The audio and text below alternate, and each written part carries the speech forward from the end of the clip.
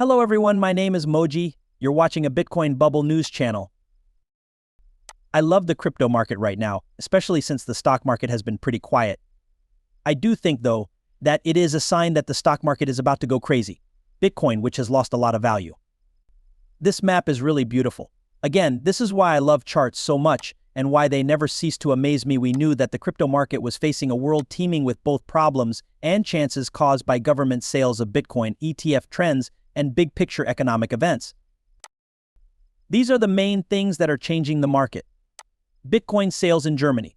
Germany sold 6,633 BTC not long ago, which changed the market in a big way. Germany still has 4 to 1,812 BTC, even though they sold some. Bitcoin trades by the US government. The US government has also been busy selling 213,297 BTC not long ago. This move, worth $243 million, has made the market less stable.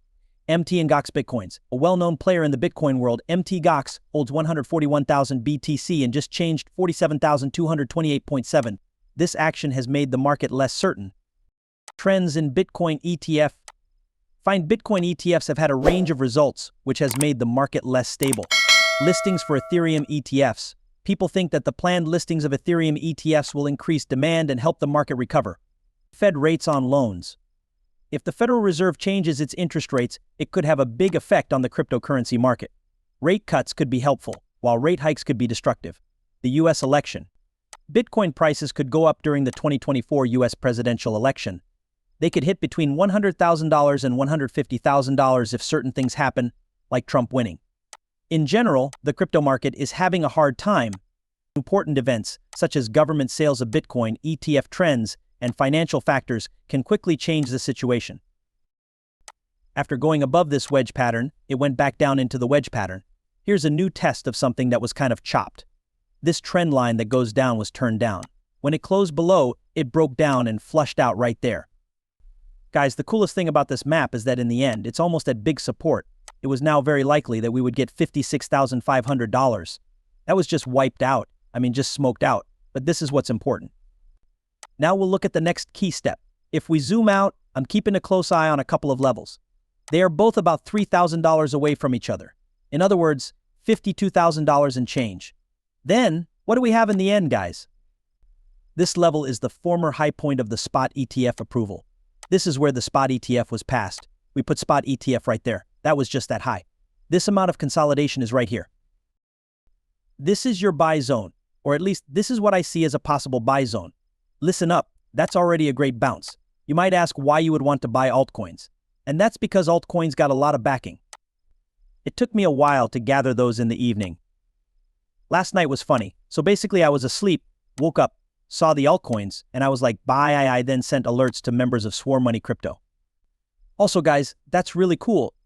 Again, the great thing about it is that if we look at some of these altcoins, I'll name a few, we know where we stand with this. In a moment, we'll move on to Ethereum. However, if you look at something like Uniswap, you can see that it hit this level right at the bottom. Once more, is this definitely a low point where it will bounce back a lot? To be honest, I have no idea.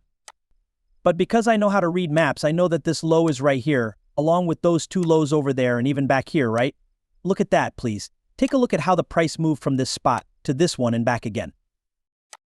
That means it shouldn't, right? Make sense of it. It looks like everyone is scared. You say, listen, if history taught me this, then I'll go with that and look for a bounce here. How high do we bounce now? I don't know. It's okay though, because we know we should get a bounce there. We have money, so we can let this go. That's really cool, guys. I love showing this all the time. I did get Ethereum. That's right, I did gather Ethereum. I'll show you guys in a moment. 2 more floors that we had here were wiped out. Okay, that's fine.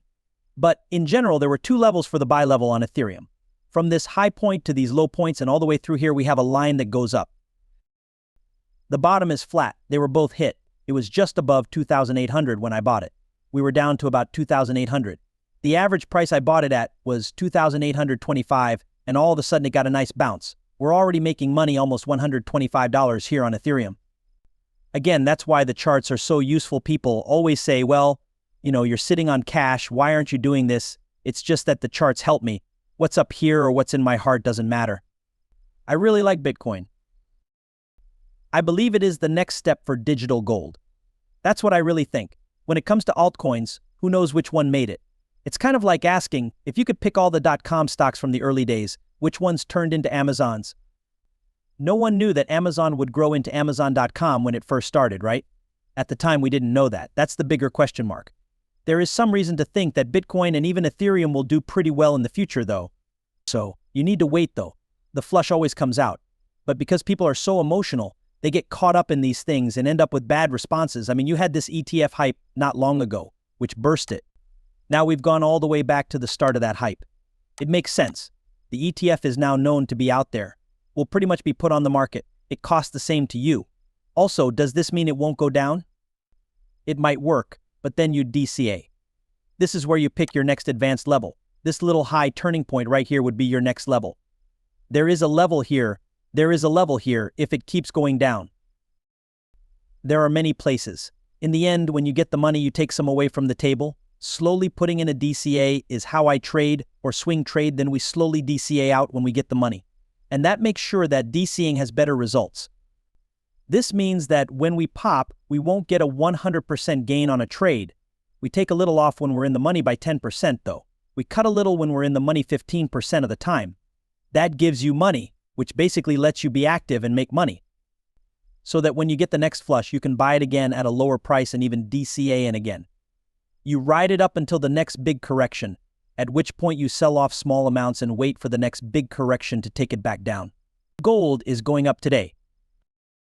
The dollar is going down a little because the jobless rate is going up, and how likely it is that the Fed will cut rates more than once this year. Gold broke out on Wednesday, but it stopped going up on Thursday. Remember that gold was open on Thursday, July 4th, and we're going to check to see if that's still true. If it's true, your opinion needs to change from being neutral since we closed outside the wedge to being bullish.